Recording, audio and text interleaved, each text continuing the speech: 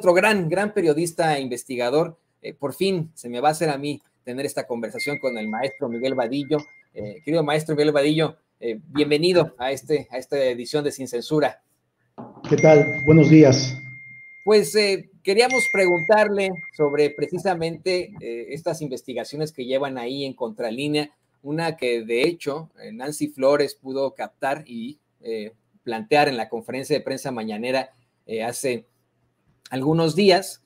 Ella le hablaba al presidente López Obrador de estos 38 millones que presuntamente habría recibido la mamá de Enrique Peña Nieto de un procesado, de Eustaquio de Nicolás. ¿Nos puede ampliar un poco más sobre esto, maestro?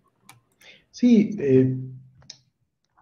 pudimos obtener ese dato, lo investigamos y cruzamos la información con el expresidente a través de una tercera persona que tiene contacto con él y le planteó la posibilidad de darnos una explicación, una entrevista para que hablara, que nos dijera si era verdad que Eustaquio de Nicolás, un empresario, amigo y compañero de la Universidad Panamericana, esta Universidad del Opus Dei, compañero de la Universidad de Enrique Peña Nieto, y amigo y socio en algunos negocios.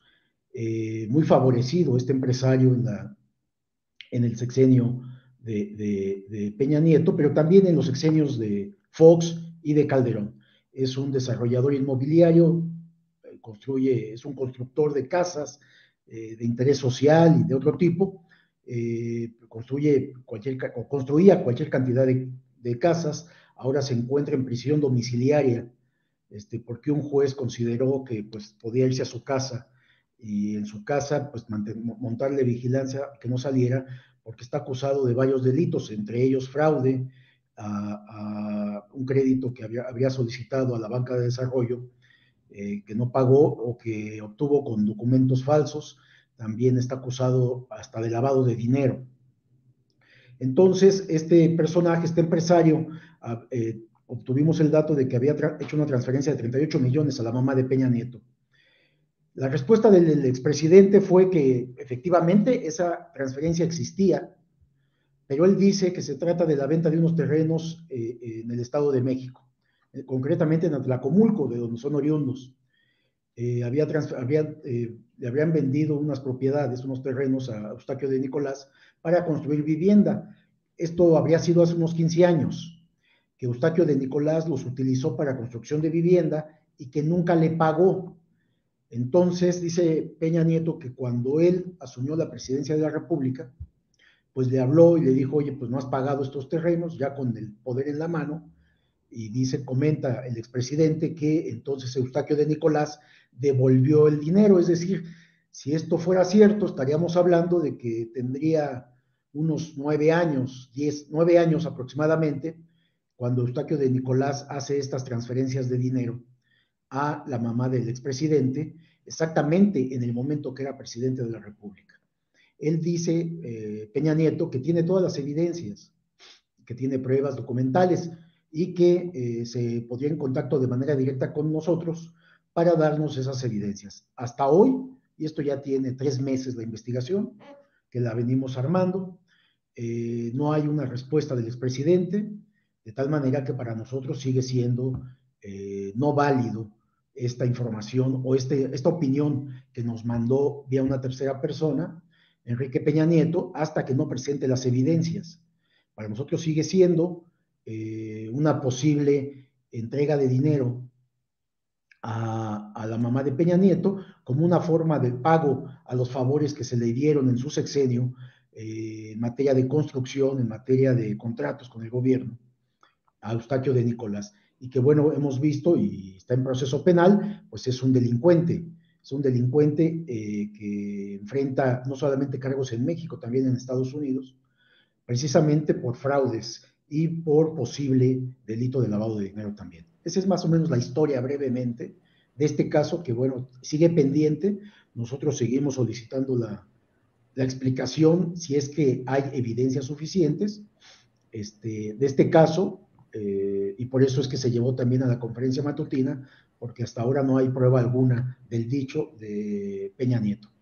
y que es la estratagema que comúnmente utilizan desafortunadamente muchos políticos corruptos para poder hacerse de transferencias, utilizar a sus familiares, maestro Miguel Vadillo, querido público consentidor. Esto ocurre también, por ejemplo, supuestamente, presuntamente, en el caso de Emilio Lozoya Austin. Por supuesto que tenemos que poner el dedo en el renglón, pero maestro, le voy a pedir al equipo que nos grabe para también pedirle que nos amplíe un poco sobre esta otra investigación muy, muy fuerte que viene mucho a colación del juicio a Genaro García Luna.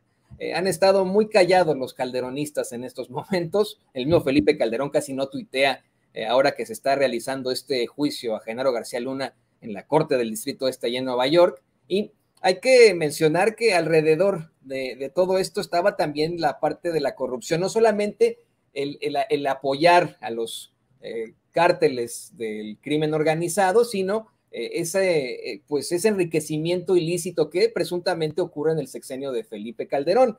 Desde ayer se planteaba cómo es que hasta $3 millones pudo haber recibido mensualmente Genaro García Luna, y esto llama mucho la atención con algo que usted publica ahí en Contralínea, estos casi 6,000 millones de pesos que Felipe Calderón habría jineteado durante la extinción de la muy injusta extinción de Luz y Fuerza del Centro. ¿Qué nos puede decir sobre esto, maestro? Sí, este es un trabajo, una investigación que hizo Nancy Flores en Contralínea, utilizando estos mecanismos de solicitud de información a la Secretaría de Hacienda. Porque, ¿qué es lo que se hacía en gobiernos pasados? El Congreso autorizaba el presupuesto público que debería destinarse a cada entidad, a cada Secretaría de Estado, a cada Dirección General paraestatales, para pues las obras, la compra de bienes y servicios, el gasto que tenía cada dependencia. Este presupuesto no se respetaba. Se calcula que alrededor del 70% de todo el presupuesto federal era desviado a otras causas y motivos. No digo que se robaran ese 70%, que tampoco lo dudaría. Sin embargo, se desviaba para lo que quisieran los secretarios de Estado y, por supuesto, el presidente de la República.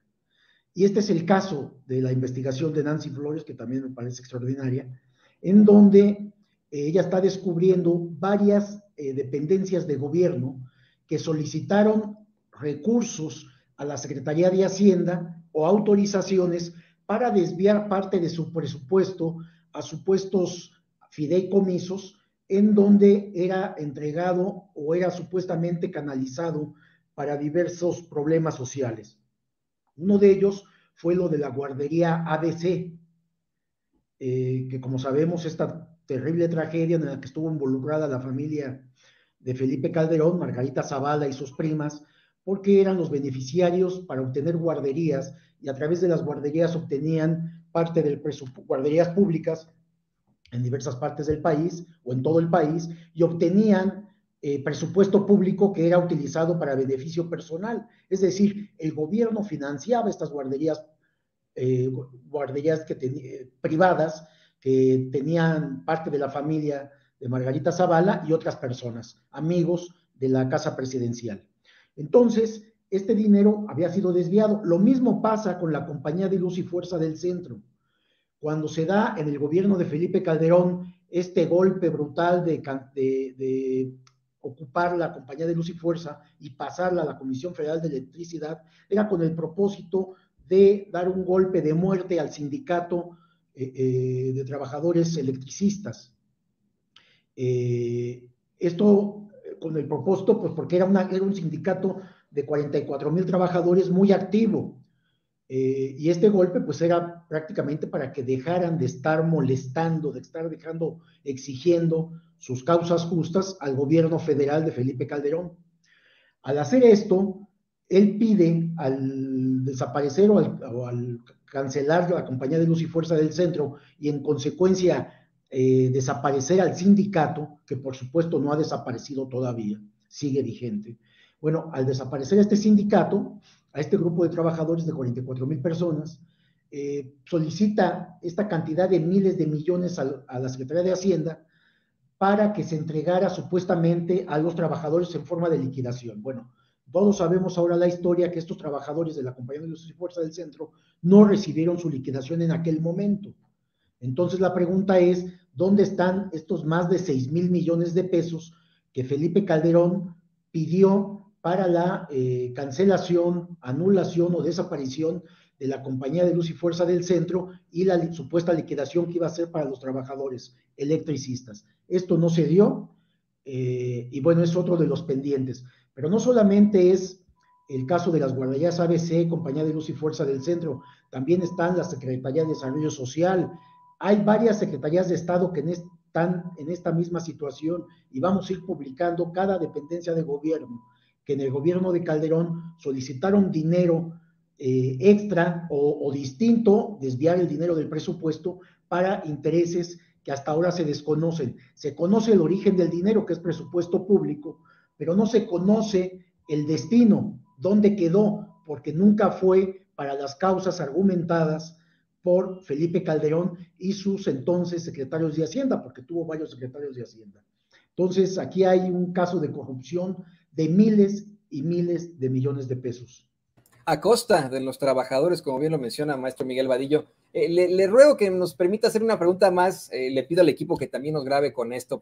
Ya para cerrar y aprovechando que lo tenemos en la línea, ¿nos podría dar su opinión sobre lo último que se ha conocido en el juicio de Genaro García Luna?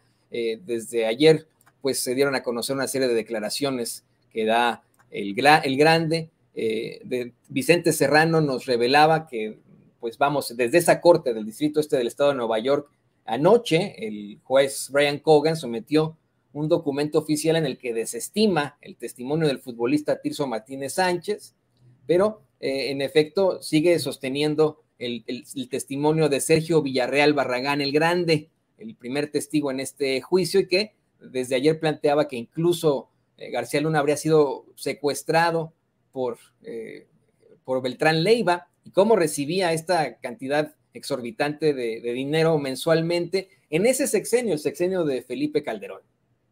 Sí, yo observo aquí algo que me parece que es importante que aclaremos.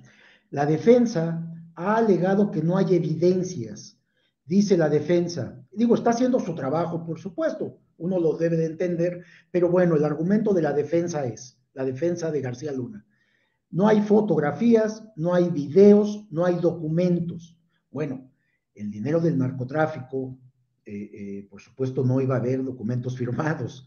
Fotografías, pues no se dejaban fotografiar García Luna con ellos o todo su grupo. A lo mejor hay videos, no lo dudo, que los narcotraficantes acostumbran a grabar a los políticos que sobornan. Por ahí debe de haber algo, pero bueno, hasta el momento no se ha presentado. Pero a ver, él dice, no hay evidencias. Esto es falso.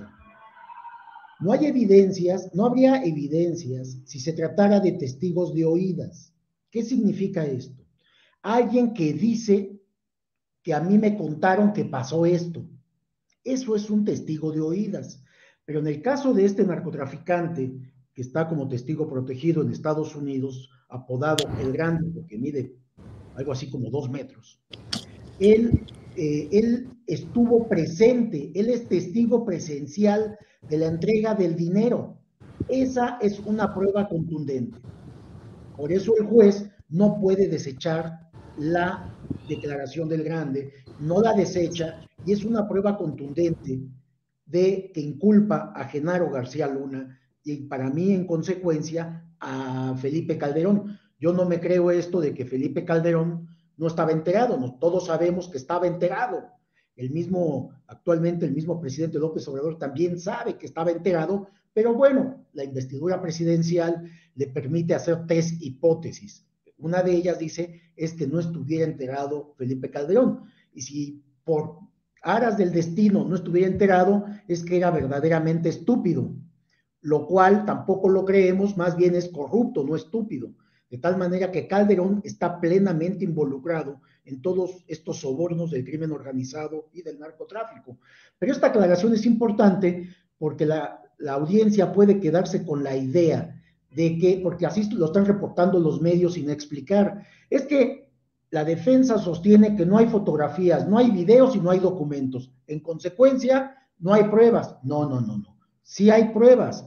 La prueba es el Grande, él es testigo presencial directo de este pago de sobornos. Él estuvo físicamente presente en este acto de corrupción del crimen organizado hacia Genaro García Luna, que era, como todos ya se ha repetido muchas veces, el secretario o el encargado de la seguridad pública del país y mano derecha de Felipe Calderón, quienes planeaban todo el espionaje que se hizo en ese gobierno en contra de opositores, en contra de periodistas, en contra de luchadores sociales, en contra de partidos de oposición, en contra del propio actual presidente López Obrador. En fin, este sexenio de impunidad, corrupción y muerte que sembró este personaje siniestro, que hoy en día está muy callado y está pidiendo la nacionalidad española porque cree que en España va a estar protegido por las diferencias que han habido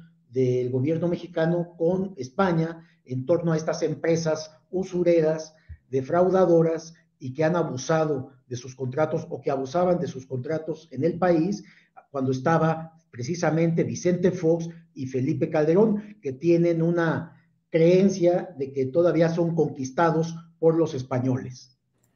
Maestro Miguel Vadillo, permítame agregar a la conversación a Vicente Serrano, quien se enlaza con nosotros desde la Corte del Distrito Este de Nueva York. Quiere también pues participar en esta conversación. Vicente, te vemos y te escuchamos allá en Nueva York. Gracias, mi querido Toño, maestro. Ya sabes, mi admiración y mi respeto. Y de hecho estaba leyendo algo que publicas que me parece importante. La última carta, el último as bajo la manga de Genaro García Luna tendría que ser permítanme la expresión, empinar a Vicente Fox y a Felipe Calderón, sus dos ex jefes.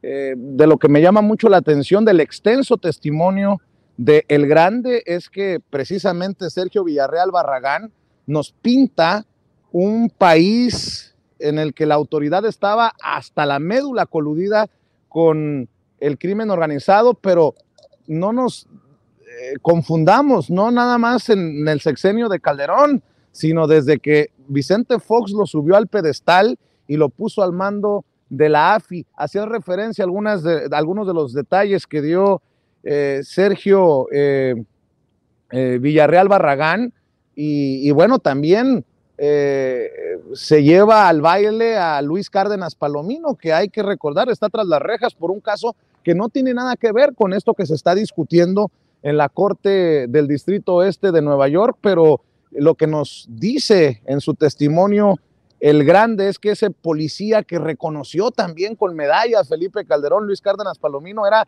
la mano derecha de Genaro García Luna para recibir los sobornos e intercambiar información, dar los pitazos con estos personajes que presuntamente le pagaban millonarios sobornos entre 200 y 300 millones de dólares, de acuerdo a lo que escuchamos ayer en el testimonio y en el contrainterrogatorio, Miguel.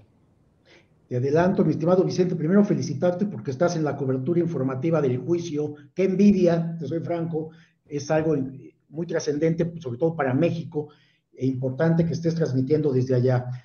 Muy bien ese trabajo. Y te comento, a propósito de lo que comentas de Cárdenas Palomino, estamos trabajando el tema y vamos a dar una sorpresa con toda la información que acumulamos de Cárdenas Palomino, todos sus amarres, todos sus enlaces, el cúmulo de empresas. Te doy un adelanto.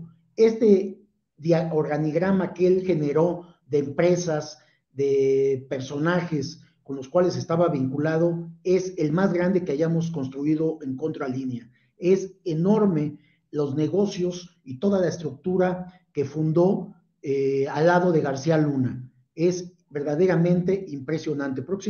Los próximos días lo empezaremos a dar a conocer también. Pero bueno, tienes toda la razón en lo que señalas.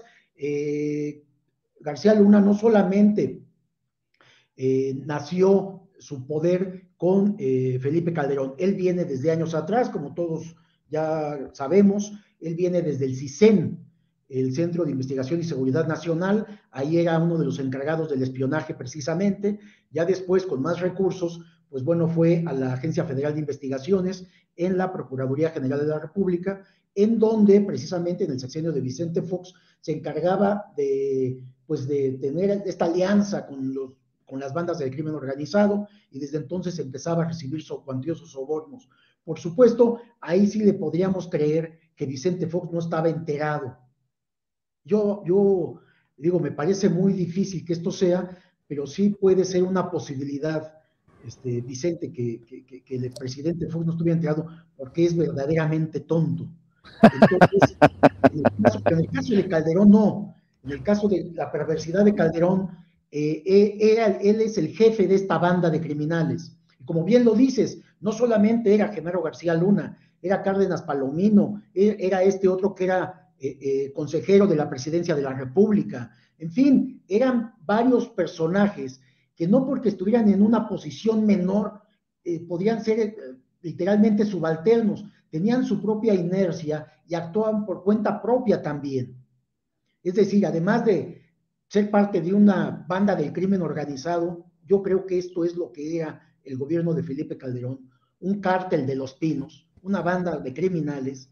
Ellos, cada uno tenía además sus propias operaciones, y es lo que en Contralínea hemos estado tratando de hacer. A ver, por un lado está el juicio en Estados Unidos, que es Genaro García Luna, que es muy importante, por supuesto, y creemos, yo sí confío, en que Genaro García Luna, al escuchar lo que va a pasar con él, la sentencia misma, que va a tenerse que ir a prisión por muchos años, van a sentarse a negociar y va a declarar cómo Vicente Fox y Felipe Calderón estaban involucrados y recibían dinero del crimen organizado. Yo espero y confío que esto suceda, contrario a lo que han dicho otros periodistas, otros analistas, que diciendo que no creen, que no es posible. No, yo sí creo que es posible, porque cuando alguien tiene la soga al cuello, un personaje como García Luna, no van a estar dispuestos a pagar toda la culpa. No va a ser por ahí el hilo delgado que se rompa. Yo creo que va a llegar, como lo hizo también el exdirector general de Pemex, en donde empezó a acusar a funcionarios del gobierno de Peña Nieto, hablando de que pues las instrucciones las recibía del exsecretario de Hacienda, Luis Videgaray, y todos sabemos que así era, de tal manera que no le veo otra forma. Entonces, yo sí creo que esto va a enfilar precisamente a que todos estos personajes involucrados van a salir a la luz pública. Confiemos en ello. Pero en el caso de nosotros, te explicaba, Contralínea ha estado o estamos haciendo un trabajo. ¿Qué información hay en México de todos estos exfuncionarios públicos que eran verdaderos criminales que estaban al frente de este país? Y por eso el país tiene estos niveles de violencia y todavía, hay que decirlo, de gran corrupción, porque dejaron estructuras armadas en las distintas dependencias gubernamentales, Vicente. Otra cosa, Miguel, si bien es cierto que no se menciona con nombre y apellido, Miguel Ángel Mancera gobernó la Ciudad de México y en algún momento llegó a declarar, ayer lo platicaba con Jesús García, corresponsal también que sigue a detalle este juicio, Jesús García, corresponsal del periódico La Opinión y el Diario de Nueva York. En algún momento Miguel Ángel Mancera dijo que no había presencia de los cárteles de la droga en la Ciudad de México, seguramente te acordarás. Y yo he estado insistiendo en que estas declaraciones del Grande nos llevan también de las zonas rurales de México a la capital mexicana. Porque cuando se habla del cártel de Sinaloa se piensa en Badiraguato, se piensa en el Triángulo Dorado, se piensa en aquel corredor del Pacífico, ¿no?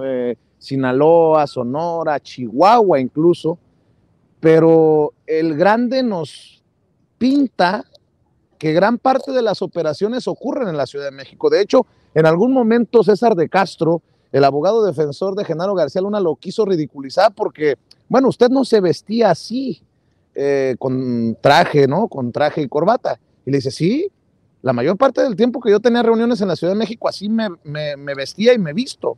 Obviamente, dicen, a la hora de los tiroteos, pues me ponía hasta uniformes que me daban de la AFI, en referencia a Genaro García Luna, pero nos lleva el Grande también en su testimonio a entender que, por ejemplo, viven en las zonas más ricas y más acomodadas de México y que hay operación de estos personajes ahí, en donde los políticos nos han dicho que no existían. Obviamente la realidad le ha escupido en la cara a Miguel Ángel Mancera, ¿no? Pero de llamar la atención como también el Grande dice, en México cualquier cosa puede pasar y por eso hasta los criminales se aseguraban de que no les fueran a hacer una mala jugada a las autoridades. Imagínense ustedes, le tomaron fotos a El Rey cuando lo arrestaron los sicarios de los Beltrán Leiva y se los entregaron a las autoridades, le tomaron fotos para asegurarse que no les cambiaran al detenido, al personaje, Miguel. Sí, bien dices, y bien lo dijo, acá en México todo podía pasar con estos gobiernos corruptos. Pero bueno, de esto que mencionas de Mancera, fíjate que Mancera, Miguel Ángel Mancera, quien fue jefe de gobierno por el PRD y ahora senador de la República, aparece en este organigrama que nosotros tenemos de Genaro García Luna, Vicente. Ahí aparece porque Miguel Ángel Mancera era como jefe de gobierno, pues tenía contacto por la seguridad de la ciudad también con Genaro García Luna, pero también su principal vínculo era un grupo de periodistas que se le habían metido a Miguel Ángel Mancera para hacer negocios, para obtener favores, etcétera, y al mismo tiempo tenía negocios con Genaro García Luna. Entonces, Miguel Ángel Mancera, en este organigrama, donde se sigue las cuentas bancarias y el dinero mal habido, aparecen empresas factureras y aparecen periodistas y aparece Miguel Ángel Mancera vinculado a todo este grupo, que era el grupo finalmente que controlaba Genaro García Luna. Entonces hay un vínculo de Mancera, del senador de la República, Miguel Ángel Mancera, con Genaro García Luna. Había una estrecha relación. Y con respecto a lo que dices de los cárteles en la Ciudad de México, bueno, cualquier analista del tema del narcotráfico te explica que por ser la Ciudad de México una gran ciudad con 20 millones de habitantes, pues es obvio que aquí hay más posibilidades de esconderse. Entonces vemos que todos los cárteles de la droga tenían sede o algunos hasta base aquí en la Ciudad de México. Por supuesto en las zonas residenciales de Las Lomas o de San Ángel u otras zonas más retiradas, pero dentro de la ciudad. Era fácil para ellos perderse, y más cuando eran protegidos por las policías locales y por las policías federales. Tenían sus negociaciones eran aquí. En el Pedregal, Miguel, dice el Grande que se tenía una casa de seguridad al sur de la Ciudad de México y que Genaro García Luna se esperaba en el estacionamiento del centro comercial Perisur, muy conocido para la gente que vive y trabaja en la Ciudad de México, y de ahí lo iban a recoger para llevarlo a reunirse con Arturo Beltrán Leiva. Habría que señalar que también el Grande se sostiene al decir que escuchó conversaciones entre Arturo Beltrán Leiva y el ex superpolicía de Calderón, y que estuvo presente en reuniones entre estos dos personajes. Y Miguel, si me permites, para cerrar también, algo que hemos seguido de cerca, ustedes en Contralínea, nosotros desde nuestra trinchera en Sin Censura, hablando de espionaje, cómo se espiaba en México en tiempos de Peña Nieto, en tiempos de Mancera, por cierto, que no se les olvide que Mancera decía que no había cárteles o presencia del crimen organizado en la Ciudad de México, pero tenía sus puertas y sus ventanas blindadas, Ya se cambió eso en la oficina. Hay una investigación en la Ciudad de México, Vicente, por el espionaje que había montado Miguel Ángel Mancera. De hecho, hay procesados, hay detenidos. Oye, y eso también sale a relucir en los testimonios, en el testimonio del Grande, porque dice que Genaro García Luna es el que le pasó a Arturo Beltrán Leiva el contacto para que adquirieran el equipo de espionaje, la compra de inhibidores de señal, de interceptores de llamadas, de un personaje israelí, y que él asegura haber ido a recoger equipo a la oficina de este personaje en Insurgentes. Yo también recuerdo que en el tiempo de Peña Nieto hizo mucho dinero con su empresa de seguridad, Genaro García Luna, y también precisamente del gobierno de Miguel Ángel Mancera, bajo este manto de conocedor de todo este tema que tenía Genaro García Luna a través de su empresa, creo, si recuerdo bien, GLAC, ¿no? La tenemos en el organigrama de García Luna, esta empresa o varias empresas, que por cierto hay exdirectores del CISEN en esta misma empresa, junto con García Luna. O sea, todos estos exfuncionarios de este Centro de Investigación y Seguridad Nacional después salían y formaban empresas privadas, porque además de que tenían la tecnología, tenían la experiencia, porque a eso se dedicaban en el CISEN, salen y venden estos productos o este servicio, productos y servicio a las empresas privadas, a gobiernos estatales que les quisieran comprar, y lo convirtieron en un gran negocio, Vicente. Todo esto se ha escrito además y está aprobado. Y efectivamente, todo este espionaje, este sistema que es Pegasus, que también lo operó García Luna, lo operó Murillo Karam en la PGR, lo operaron en gobiernos desde Felipe Calderón y Peña Nieto, fue adquirido precisamente para espiar a todos los opositores, a todos los periodistas que fueran, que investigaran toda la corrupción que había en estos gobiernos. A eso se dedicaban, pues está aprobado eso, hay documentos, nosotros tenemos 8 contratos de Pegasus, que era precisamente la empresa israelí quien los vendía, y eran utilizados para eso. Entonces, por supuesto que Miguel Ángel Mancera en esta sociedad con García Luna, pues tuvo acceso a todo esto también, y también fue utilizado para el espionaje de tanto de opositores como de a quien ellos quisieran, que era de su interés, ¿no? Vadillo, maestro Miguel Vadillo, director de la revista Contralínea. Yo camino porque empieza a llover fuerte en el área de Nueva York, se espera de hecho aguanieve, y yo te agradezco que hayas llegado a esta cita con la audiencia de Sin Censura. La realidad es que no llegaba al enlace porque estaba precisamente conversando con Sósimo Camacho y con Nancy Flores en la transmisión que ustedes tienen de Contralínea, y tú sabes que se les respeta, se les admira, y siempre también desde acá para lo que se ofrezca en un medio tan comprometido con la verdad desde el periodismo de investigación como el de ustedes, maestro, y te mando un abrazo y estoy siempre al pendiente, Miguel. Gracias, Vicente, a ti, a todo tu equipo, y gracias también por darnos una entrevista, una opinión de todo lo que se está viviendo en el juicio, uno de los juicios más importantes que ha habido de las últimas décadas en el caso para México. Gracias, Vicente, saludos. Cuídate. El maestro Miguel, vamos a estar al pendiente de la investigación, el reportaje sobre Cárdenas Palomino en torno al caso, al juicio contra Genaro García Luna. El maestro Miguel Vadillo, director de la revista Contralínea, hablando con nosotros sin censura. Y